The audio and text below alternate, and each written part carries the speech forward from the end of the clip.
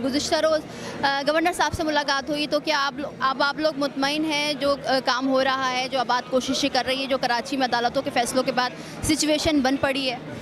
जी, बिस्मिल्लाहिर्रहमानिर्रहीम।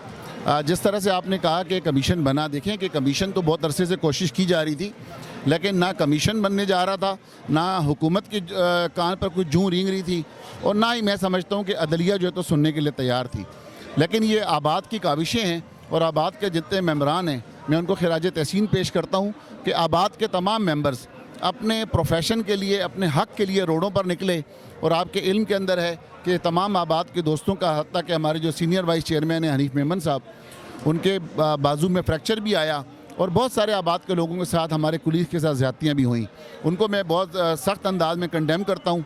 और अब जो जद्दोजहद हो रही है, जो CM साहब ने फरमाया, गवर्नर साहब ने फरमाया, तो हमें यकीनन जो हुकूमती नुमाइंदे हैं, हमारे सूबे के बड़े हैं, हम उम्मीद ये करते हैं कि जो अब वो कहने जा रहे हैं इंशाअल्लाह ताला उस पर पूरा अमल करेंगे। शटडाउन ऐसे ही बरकरार रहेगा?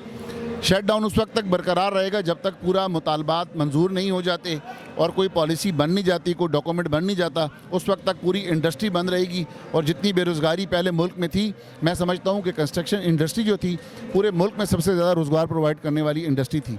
तो अब जो इससे रिलेटेड जो 72 रिलेटेड इंडस्ट्रियाँ हैं, ना सिर्फ कंस्ट्रक्शन इंडस्ट्री में बेरोज़गारी आएगी, मैं समझता हूँ जो 72 इंडस्ट्रियाँ हैं उनमें भी इस कंस्ट्रक्शन इंडस्ट्री के कराची जो हब है पूरे पाकिस्तान का, उसमें बंद होने की वजह से इस बेरोज़गारी का आलम होएगा। ये कोशिशें तो हो रही है, मगर जो नस्ला टावर के 44 फैमिलीज़ हैं उनके मुआवजे की बात हो रही है, उनका मुआवजा कौन देगा? जाहिर सी बात है जो नस्ला टावर का बिल्डर है वो आबाद का मेंबर है, तो अब उसके हवाले से फैमिलीज़ का मुआवजा कौन दिलवाएगा? आप ये देखें, जहाँ तक मुआवजे की बात है तो नस्ला टावर का जो बिल्डर है, यकीनन बिल्डर मेंबरशिप लेना तो हर बिजनेसमैन का हक़ है।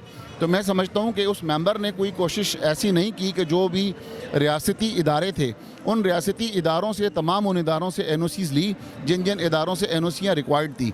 इसी वजह से वो बिल्डिंग तामीर हुई। और कोई भी बिल्डिंग आप ये देखें कि एक दिन में तामीर नहीं होती, एक बिल्डिंग को 4 से 5 साल लगते हैं तामीर होने में।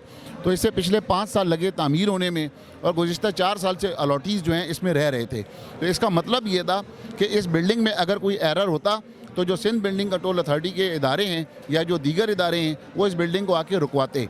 जब उस वक्त इन्होंने नहीं रुकवाया और उन तमाम अपनी NOCs को ऑन किया, तो अब इन्हें चाहिए कि ये तमाम के तमाम इदारे मिलकर जो है उन बिल्डिंग के जो मकीम हैं उन लोगों को कंपलसेट करें।